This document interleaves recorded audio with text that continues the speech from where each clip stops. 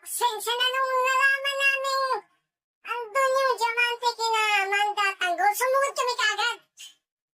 Nadali yung mga tauhan mo. Ano, napatay niyo si Tanggol?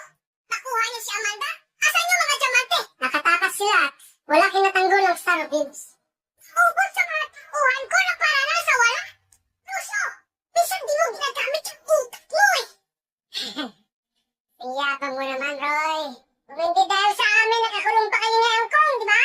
Kami ang pumatay sa mortal rin yung kaaway na si Ramon Montenegro, di ba? Ano pinapalabas mo? Mas magaling ka sa akin?